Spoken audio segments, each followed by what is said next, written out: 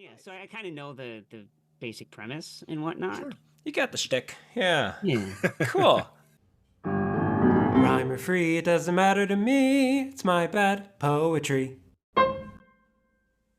Good day, and welcome to My Bad Poetry, a podcast where we take a deep dive into our poems from youth, yesteryear, or even yesterday, always asking the question, why in the world did I write this? I'm Aaron. And I'm Dave. And today we have with us a stick figure poet from Lehigh Valley, or at least the founder and co-host of Those Things and Places, the collector of sacred things, which is his own business. Darrell Parry, welcome to My Bad Poetry.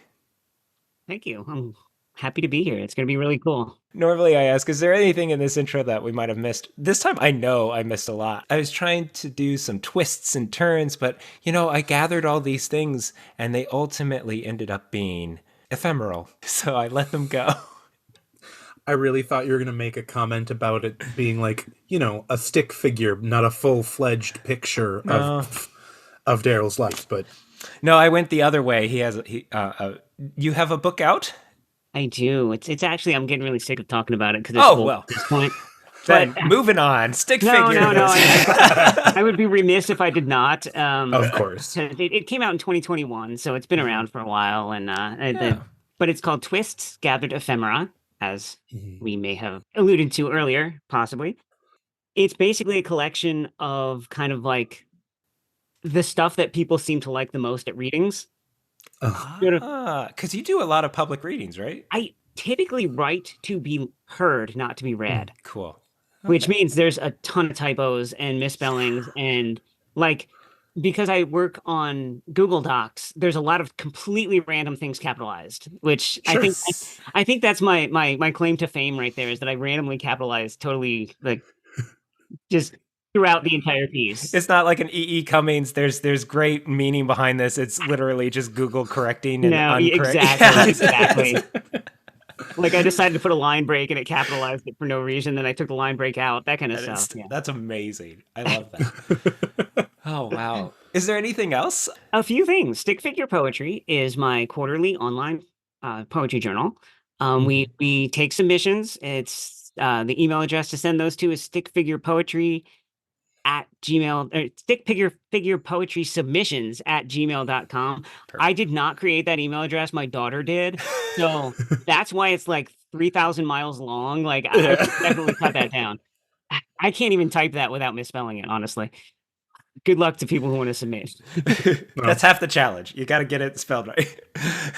The website is stickfigurepoetry.com, which is much easier to type. So nice. You can find the submission information there and everything and check out the archives and all the past issues. I've been doing it for about 3 years and it's been really fun, actually. Awesome. That's really great. Cool. And then what's the Lehigh Valley connection? Okay, well, Lehigh Valley is where I live. I live in Easton, Pennsylvania, which is on the Lehigh and the Delaware River, actually. It's right where they converge. Okay. So, yeah, so we're actually more towards the Lehigh River side. So we're the Lehigh Valley. So we have the worst allergies known to man. We're in a valley and everything just kind of collects here and the pollen just kind of hangs out and it's horrible. But anyway. I live in the Minnesota River Valley. So there you go. Yep, it's great. It's not disgusting at all. Well, Dave, speaking of disgusting, what poem do you have for this? I bring today a poem called Cognitive Dissonance.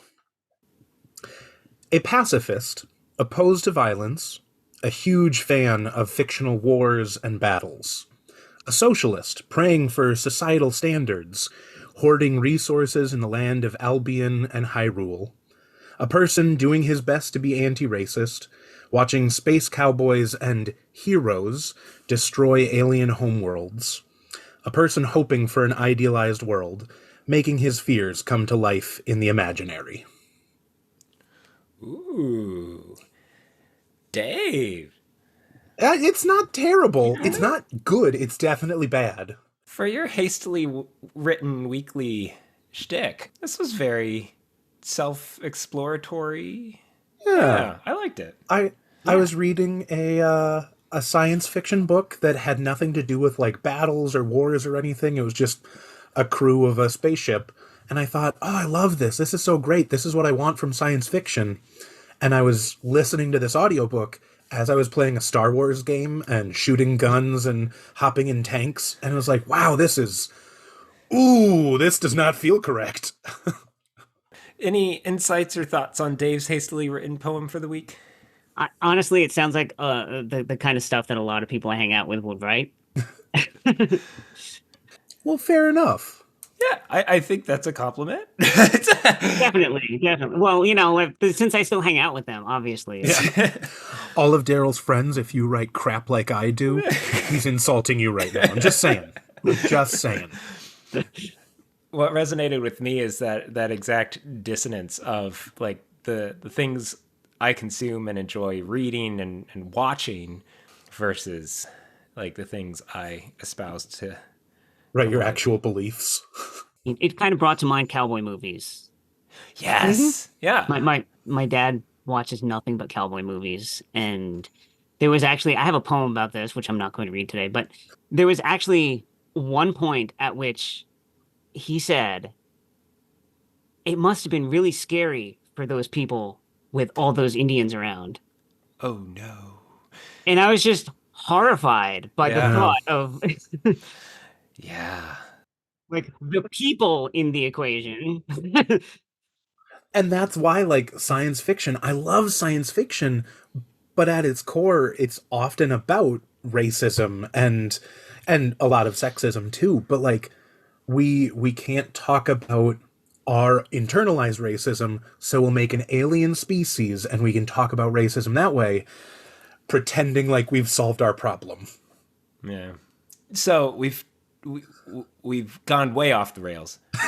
But Darrell, you have given us 3 bad poems to deal with today. I often find that our guests post them in the order they expect to be read. So are we going to start our reading today with World? Okay.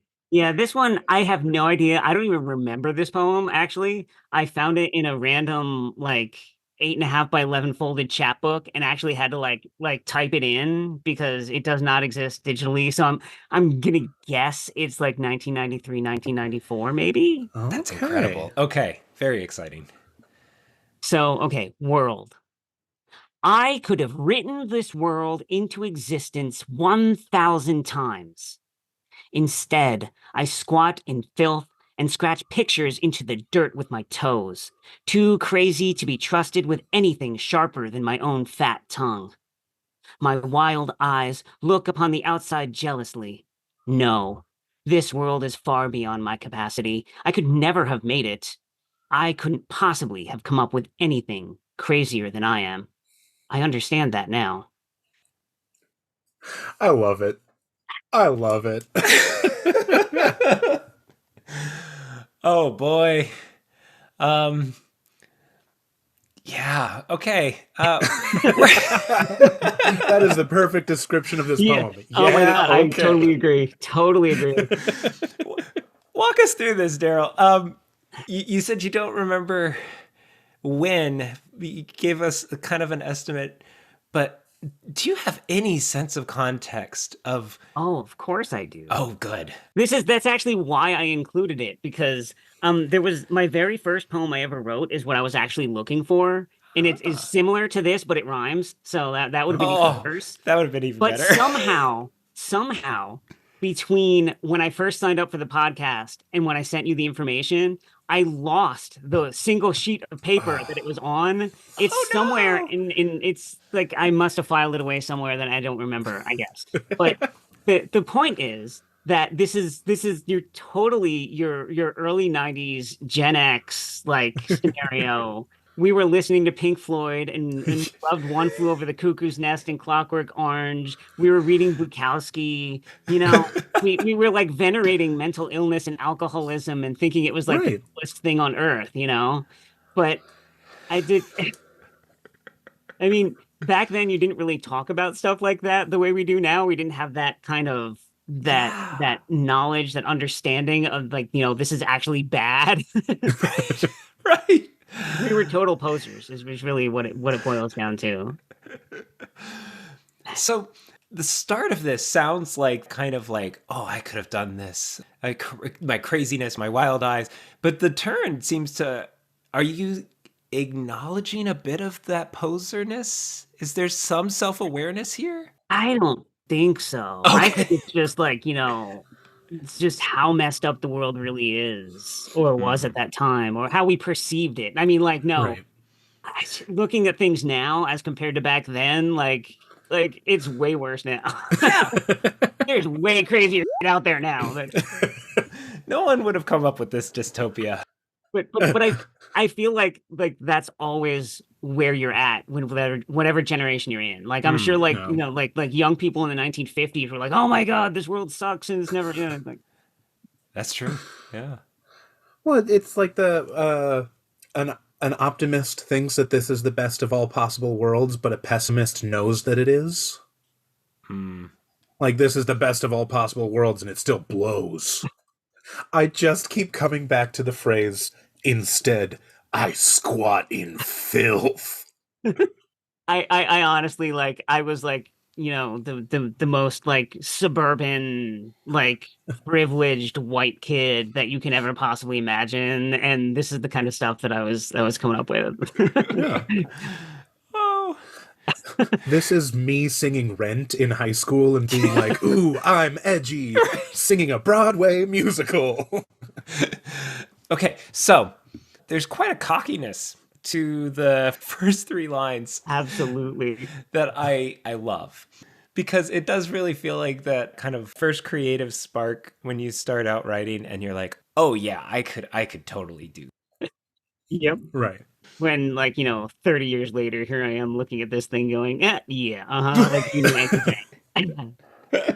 It feels like that is something that is useful, though. Like, I imagine a lot of authors and poets and filmmakers and all types of creative people need some of that cockiness to be like, oh, I am a genius enough to do this.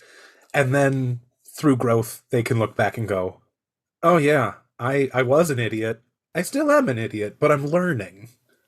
Absolutely. I mean, I totally agree with that. I Yeah. think we've all been there. You wonder how many amazing artists and poets and writers we miss out on because they aren't bestowed that kind of they can't be cocky in this world because they've been oppressed or pushed down or told that that's not flattering for them. And yet, as three white guys, we sit down and we're like, I could write worlds.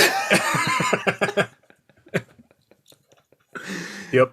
The absolute irony of this is I'm like totally have like self-esteem issues, and like I'm not that cocky person at all. I'm like I won't even like speak when I'm in a room with too many people in it, and I'm like so passive it's ridiculous. So, when you started writing out poetry, was this a private venture? Were you writing in journals? Okay. Interestingly, I had a friend, and this goes back to the insanity alcoholism conversation, Okay. actually. He had actually just gotten out of a mental institution. Oh. The police picked him up dodging cars on the highway, and he told them that he wanted to taste death. So he was like Gosh. on the fifth floor of our local hospital for until he was deemed sane. This was the first poet I ever met. Huh. Um, he has since died of alcoholism, basically. Mm.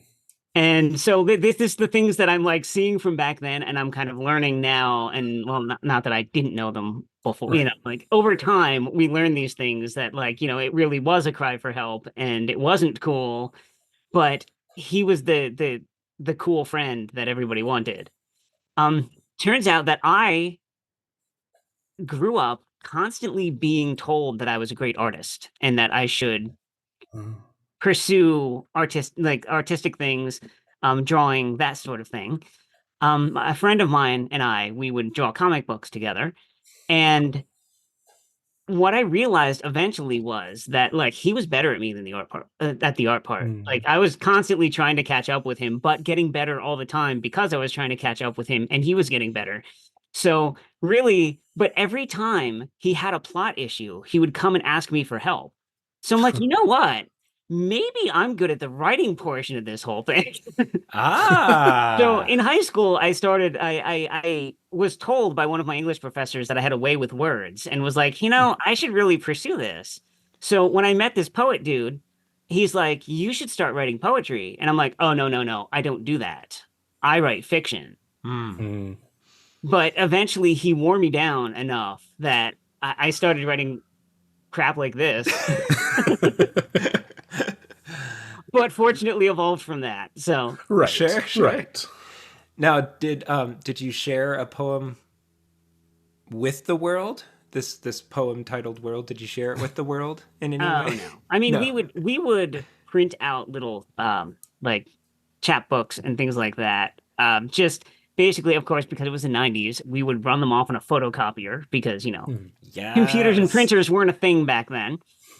So we would just like cut and paste, like physically cut and paste things onto a Yeah. piece of paper and then run them through a photocopy machine and like staple them together. And we would like go to like music festivals and stuff and like hand them to random people. So that is pretty much the extent back then of sharing anything with the world. That's incredible. That takes a lot of confidence. Like Yeah, to just I didn't do it often. yeah. I always had them, but I very rarely handed them into anybody. Sure, You can sure. also like do all kinds of cool things, like just leave them in the laundromat or like in public restrooms. Or I mean, I still do that. I mean, we actually have we actually Lehigh Valley Poetry is one of the organizations in our area that runs events and things like that. And they Mhm. would often do a zine swap every year where Hmm. they'd collect a bunch of people's like addresses, and then we would all make a zine and like send it to each other. Oh, cool. Oh, So nice. yeah, Yeah. so I have, and we also have the Easton Book Festival, which is a cool event that we have here in every October. We get like 200 authors or so, and we do like nonstop events from Friday night all the way through Sunday. So we usually have a zine swap during that also, which is pretty cool. Nice. Nice. So I still have reasons to come up with these little zines and things like that, but much But much less so than I did back then because that was my only form of getting the word out. yeah, Now the tech has changed a little bit. A little bit, yeah. Yeah. you're not going to your library photocopier and handing it out at Yeah. concerts. Which is kind of sad because it was very like underground punk at the time. You would go to work and be like, oh my God, all right, nobody's looking. I can photocopy 100 copies of this. Like you had to get away with it back then.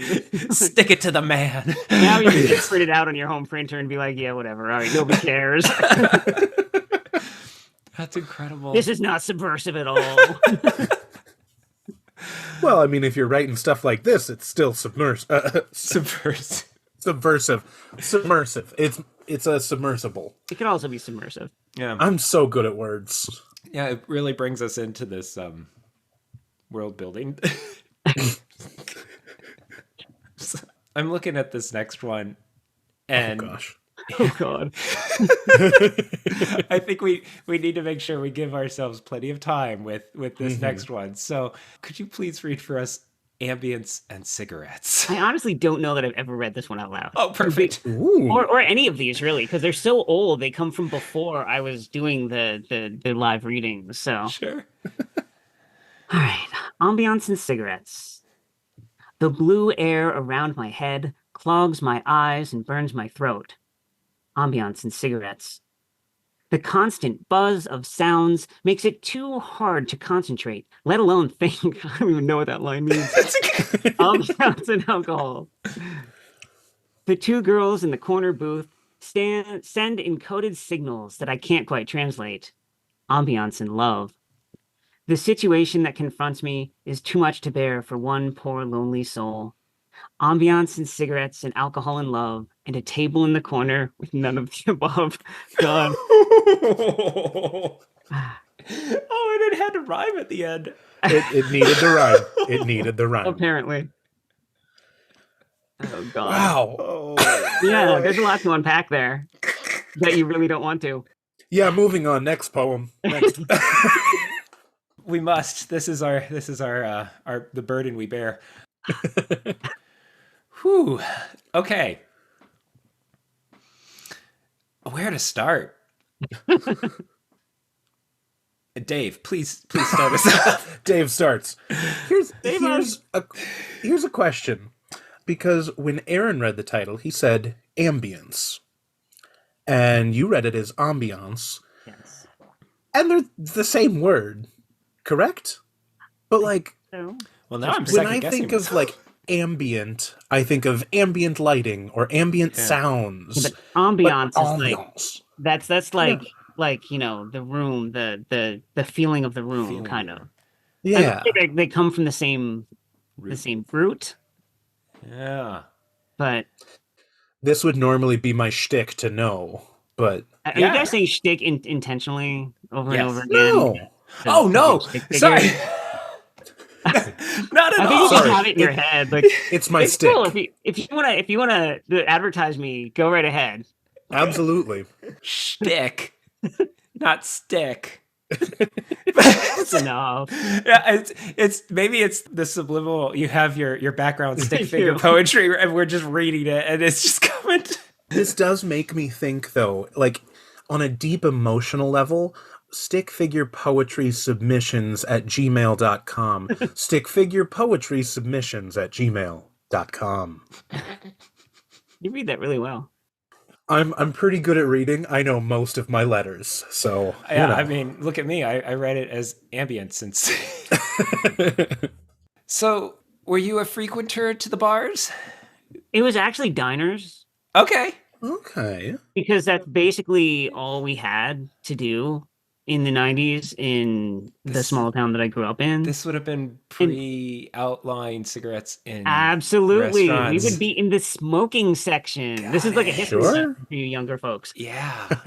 Yeah. Okay. So a lot of and again, I'm going to point out the irony of this is that I did not drink or smoke or really flirt with girls. So honestly, like I was the chubby dorky kid that like, you know, with social anxiety who didn't like he would just sit there silently and like drink his iced tea, basically. I was the most vanilla boring person on earth and I pretty much still am, but You're among good company then. Yeah.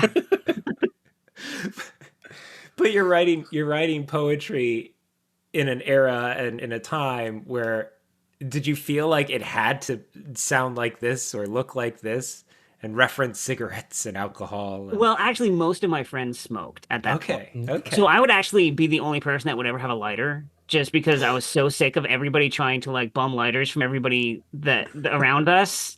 So I would just carry one with me and be like, here, fine, light your damn cigarette.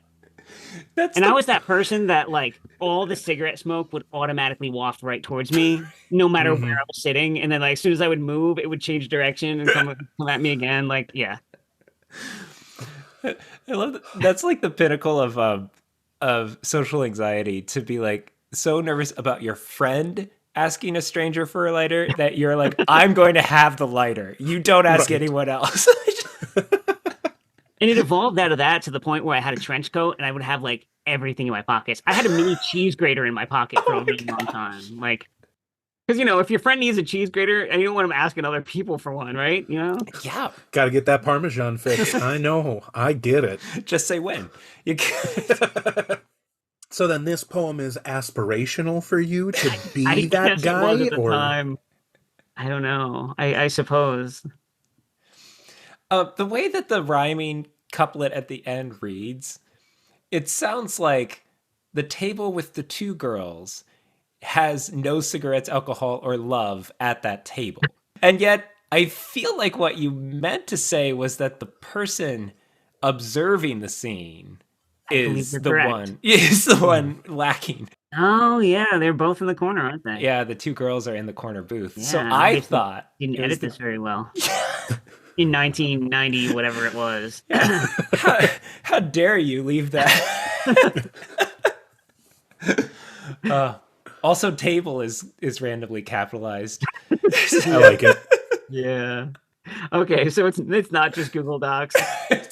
It is you. I've been doing that for decades, I guess. Uh, Okay, send encoded signals is the idea, and you might not remember, is the idea that you wish or perceive that the two girls are like potentially giving you signals, giving you eyes, and you're just like not picking up or not brave enough to step forward. Well, from my memory, when I wrote this, it was actually they were talking to each other, sending encoded signals, but Oh, I meant to imply otherwise by the poem. sure. Hey, you want it bad, you got it. No, this is yeah, great. yeah, yeah. This This is is perfect. exactly. Now, again, I'm going to make a pop culture reference that might land flat that I'll cut for sure because it was awkward. Cigarettes and chocolate milk. Are you familiar with that song? No. Aaron. I see. We're talking about social anxiety, and you can see it in Aaron's face right now. He has to leave this in now because, man, did that reference fall flat. Someone out there will Nope. know cigarettes and chocolate milk, and No one will, Aaron. they'll be singing it in their head right now. He just encapsulated everything. Yes. So You two are in the corner, just sending signals that I'm not picking up on.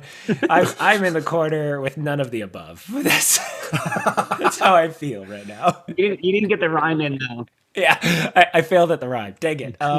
Not feeling the love because I have none of the above. The boldness of working a rhyme.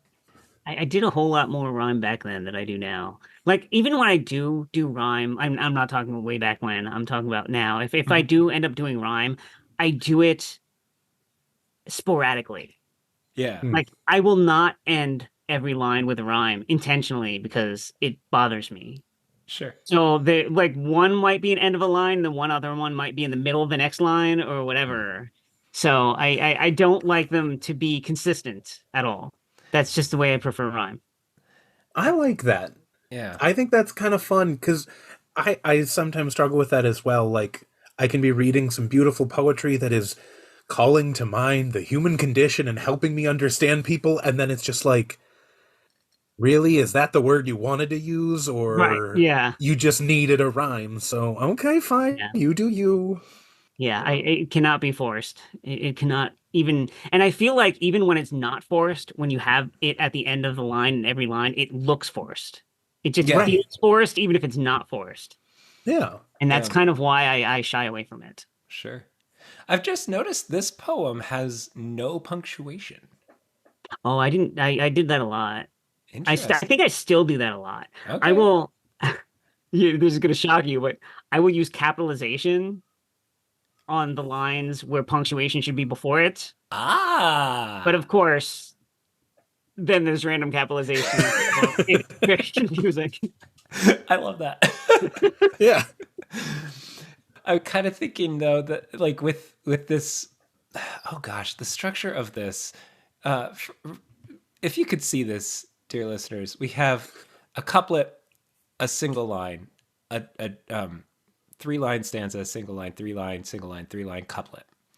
So it's not. Yeah, I apparently could not fit that third line in that first. Yeah. It's not quite like it doesn't quite mirror itself. It doesn't quite carry a pattern throughout. But without the punctuation, it almost feels like that rhyme that you forced at the end. It feels like this is your period. It's like now you know it is done. I have rhymed, it is closed. You may be onto something there. This is your FIN at the Yeah. at the end of a pretentious film. Excelsior. See, that one didn't fall flat. All right. I got I'm one up on you, Aaron. Yeah. You're like 12 up on us. That's fine. way more. Yeah. You just make better references. Speaking of making better references, let's talk about making love with Lady Death. All right. And I will start by saying that when I wrote this, I thought this was the bomb. I thought this was like Yeah. the best thing I'd ever written in my entire life. And this is actually like a college era poem. So I see it probably 1995, 96. Okay. So, okay. Making love with Lady Death. Phase one, fear. With the tension of the first kiss, wheels lock, gears grind, but I remain in motion. It's hot, passionate heart failure, exhilarating, terrifying, and inspiring. Phase two, abandon. Muscles tighten in a sudden embrace that may as well be eternal. Nothing matters anymore as I slide along the curves and byways of her body, letting momentum and fate carry me where they will. Phase three, realization. A one night stand, over in a sensuous flash of breathlessness, blaring horns, and peeled back eyelids. An instant interrupted thrill, lacking the expected, awaited, anticipated impact to satisfy. Not this time, anyway. This time, I'll walk away. Mm, hmm. Those were the softest snaps I've ever heard. I don't think the listeners even heard those snaps. Yeah, that's okay. Might I venture a guess? Mhm. You referenced your friend's dance with death walking through traffic. This seems to be a direct reference to that incident. Is that? It is not. Oh, I Okay. was picking up a lot of car imagery Well, here. I wrote a lot of car poems Okay. in this era because I was a commuter in college. Uh, Well, I was on the road a lot, and I only lived like 20 minutes, a half an hour from school. So I would go home in between classes and things. So I Mm. was like on the road all the time. So like that was hmm. like my main period of when I wrote a lot of things in that time period. Some of which actually survived to make it into my book, believe it or not, Nice. Huh. Yeah. in edited form, of course. But Right. no, this actually stemmed from an incident where I did a very risky pull into the next lane between a car in front of me and a tractor trailer behind me. Oh gosh. Uh-huh. And there wasn't a whole lot of room to get over. And as soon as I got over, the person in front of me slammed on their brakes. Ooh. Okay. Yeah, so thus the blaring horns because the truck driver hmm. was not happy about it. Yep. Yep. So My muscles are tightening right now. yeah. And also keep in mind that you guys are probably far too young to know what this is, but I drove a Geo Metro. No clue. Now, a Geo Metro is probably maybe the size of like a Kia Soul. Oh. But Okay. I was in an accident with this thing, and styrofoam flew up out of the front end when I this was literally like what you would pack your computer in with a thin layer of plastic over it, and that was the Oh. in the car. Oh Okay. my gosh. It got stuck in the snow one time, and I was like, I couldn't back it out because it was super light. It didn't weigh anything. So I'm like, wait a minute. I just picked it up and moved it out of the snow. So if I was hit by a tractor trailer in that thing, Yeah. just imagine. That's a sure way to meet Lady Death. Exactly. So what you are describing, like Dave says, it tenses the muscles. The situation that you were in was very visceral. This poem didn't capture that for me. No. No, it's It does feel really detached from the emotion it of. does. Yeah. Well, there's also the whole feeling of, well, maybe it wouldn't have been so bad. I think there's that morbid curiosity there I Okay. in understand. phase Okay. two. Yeah, because you're sexualizing it. You're adding some Right. sensualness to the encounter. It's I don't know. I don't know.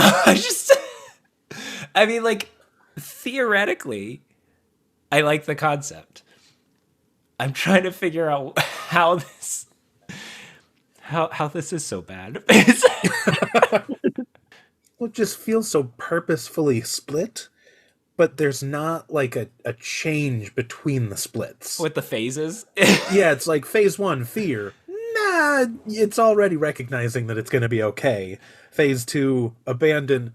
It's okay. Everything's fine. Realization, yeah, walk away. It's fine. It's cool.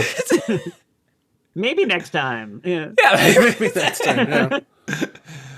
So the car imagery, it shows up here within the third line. It feels like the second true line because the phases almost break it up into its own stances. But wheels lock, gears grind, and it's like, that's not talking about making love in any form that I know of. So it kind of takes you out of the initial imagery, and then like it took me a while to come back in to see like, is he talking about a car? Oh yes, he's talking about a car because there's byways. And if I recall, that was a later addition. Oh. So I was like, wow, there needs to be more car stuff in here. Kind of, yeah. I would agree because we don't really, with that wheels lock gears grind, if you didn't have that slight reference to byways, the glaring reference to blaring horns and peeled back. Oh. Yeah. Otherwise, it's almost too subtle. Yeah. But maybe that's what took me out of it right away, is the minute I heard wheels lock gears grind, I was not as invested in the love with Lady Death as to trying to solve if this actually is about a car drive.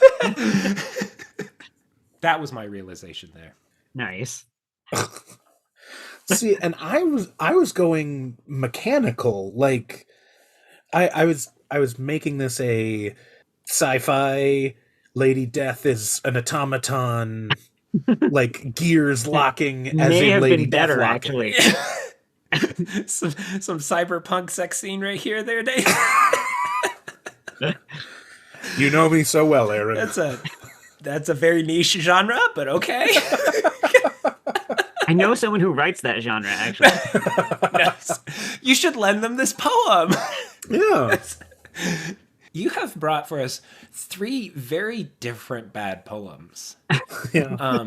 In style and subject matter, and I love that. That is actually how I write. I do not write. I write like across the gambit. I do not like to write about the same thing like multiple times. Well, what I loved about I haven't gotten my hands on Twists yet. It's in the mail. But the back of the book talks about how it's a gathering of so many different things. Mm-hmm. And so would you say that even within that collection, the genres and the subjects it's kind Absolutely. of a random gathering then? Absolutely. Nice. I was trying to come up with a pun of other people have a shtick, but you have stick figure poetry, because I feel like I have to reference it at least 6 more times before we close. But I couldn't come up with anything. I'm sorry. Try harder. Yeah. I know. I have to do better. You said that you wrote this one in college then? Yes. Okay.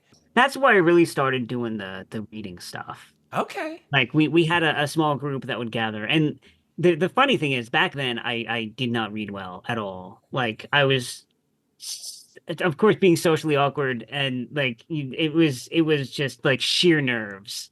Yeah. Constant like the shaking and the like, I couldn't even like read out loud in high school when like I was called upon on class and stuff like that. But since then, doing it enough made me a little bit better at it at that point.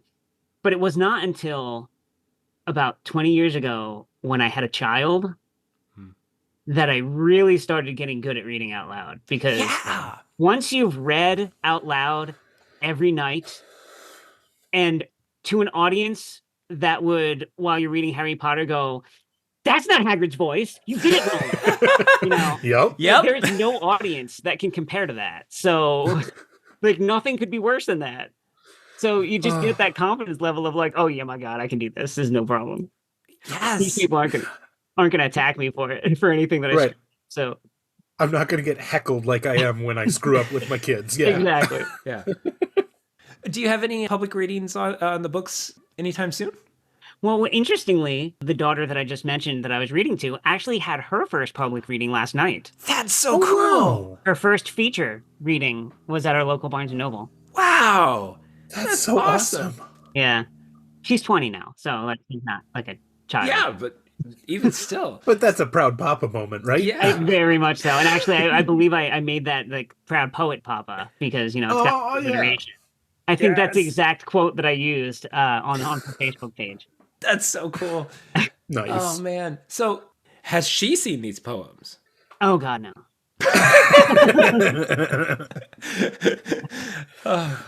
You don't want to poison her mind with bad Yeah, poetry. exactly. It was funny because like when she was younger, when she was really small, she found a notebook of my stuff, and I mean, it's her mother is also a writer, Okay. so she brought the notebook to her mom and said, "Mommy, I found your book of poems," because she had no idea that I wrote anything. Like, Okay. Oh, so Sure. my wife was just like, "Those aren't mine, honey. Those are your father's," and she's like, "He writes poetry." That's adorable. Yeah, Oh, yeah. I love that story. yeah.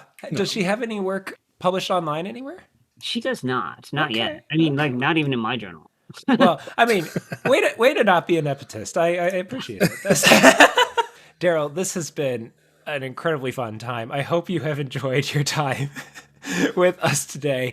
And if you haven't, too bad, because you already wasted an hour with us. Sorry. We cannot give it back to you, but we do end each week here on My Bad Poetry with the words of a true poet. And so, would you be willing to read for us another one of your poems, one that you are in fact very proud of? Absolutely. Great. I think I'm gonna go with this one though, because it's got that same sort of dark sensibilities as some of the ones we've heard before, but my poetry has gotten a lot funnier now, Nice. Okay. Okay. while Awesome. still remaining dark, which is this is like a yeah, it's a strange yeah. Anyway, this one is called Exorcism, and it is from my book Twist, Scabbard Ephemera. Nice. Nice. Exorcism. After that supernatural thriller on Netflix, I really should have known better than to try to clean my fridge. I think all the ghosts in my house reside in the refrigerator. I can see the remnants of the poltergeist's untold havoc and destruction amid the jars and bottles of condiments in the door. Hear the raspy whispers echoing through ancient leftover containers, and sense those silent spirits that haunt the no man's land between the jellies and the salsa. But unlike any ghost hunter or paranormal investigator on TV, I have no EMF detectors, no night vision video cameras, no voice recorders for gathering EVP. I have no blessed crosses or spells or magic crystals. I go in armed only with a dish rag and soapy water to exorcise my demons and purge the evil from my home. I love it. That's Yeah. so fun. That was good. Nice. As one who just cleaned out the fridge last week, that one hit home. What's really funny is the entire first segment of my book is intentionally to like kind of highlight my weird quirks that make me like strange. Yeah. But everyone who seems to like comment on this book is always like, I saw myself in every one of those poems. I'm like, so all right, is that successful or is that highly unsuccessful? Because as a rule, that means it's successful, but they completely contrary to the attempt of what I'm trying to do. But I'll take it either way, you know? Yeah. Success, just not at what you were trying to do. Exactly. Yeah, That's yeah. fine. That counts. Well, if you do find that one sheet of paper that's been lost, please reach out. We will get you back on the show. But until next time, this has been My Bad Poetry. Now you go write some of your own bad poetry. Nice. Beautiful. Okay. I think I added a word though, but You did. But you 'cause added your that's what I do. I don't do the assignment yet. I still do the assignment. It's like my my claim to fame. rhyme free doesn't matter.